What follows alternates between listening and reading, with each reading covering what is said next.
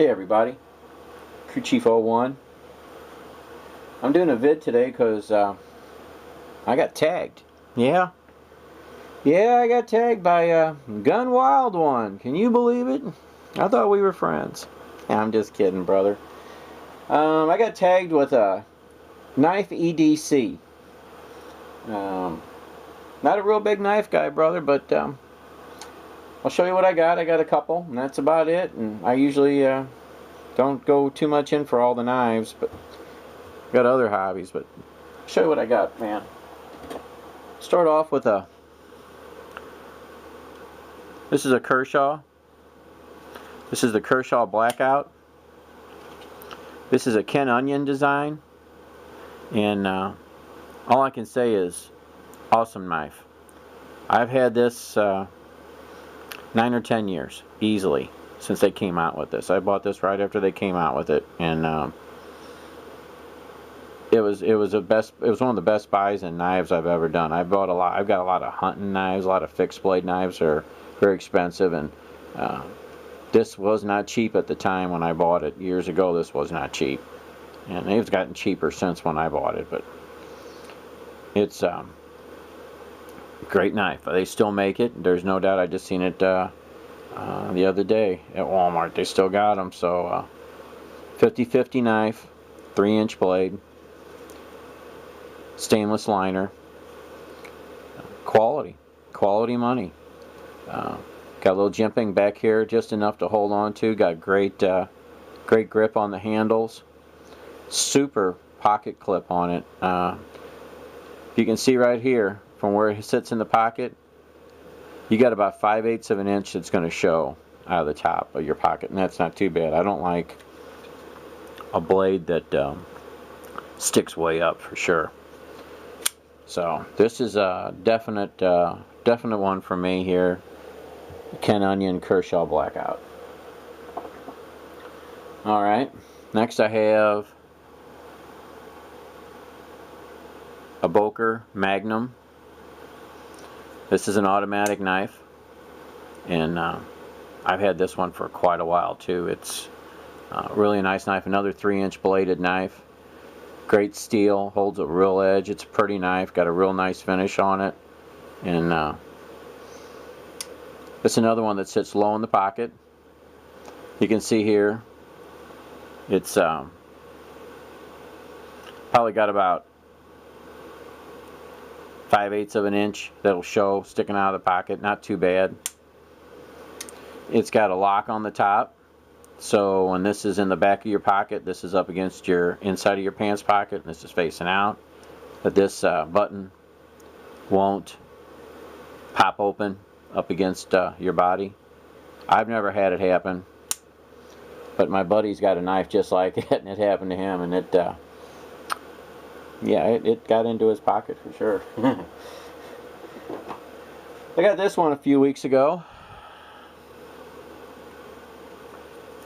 This here is a Cold Steel Recon 1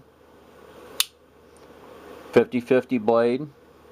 It sits at like 9 1/4 open. It's got a 4-inch blade, and it is wicked sharp.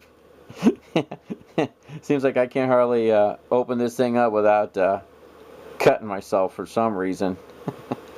It's really a nice knife. I won this, and I was wanting to get one, and just happened to be at the right time. That was in for a contest, and I ended up getting it, so it saved me a couple bucks. So that's a Cold Steel Recon 1. Alright, you ready for a laugh? I've carried this knife every day, for almost 30 years. What you have here, it's almost worn off. Let me show the other side. I don't know if you can read that. It's a Barlow. This is an old school knife. It's definitely an old school knife. This is my grandfather's, and he carried this for a number of years, and I just picked it up, and I haven't let it go since I got it. And you can see how old school it is, man, with all the brass It's inside here in the frame. It's really a well-made, well built knife. Blades are showing the test of time, still sharp, and I wouldn't leave the house without it. There's no doubt about it. That's always been in my pocket. Here's one that lasted in my pocket for about a week. Years ago, when these were first really getting extremely popular, I thought, boy, this would be nice. Yeah, it's got the big knife, it's got the lock, the old Swiss Army knife, one of the original Swisses.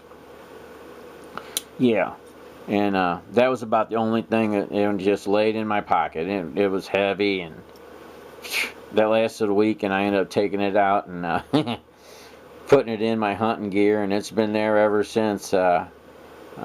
It's nice and everything, but not for me. I mean, oh yeah, here we go.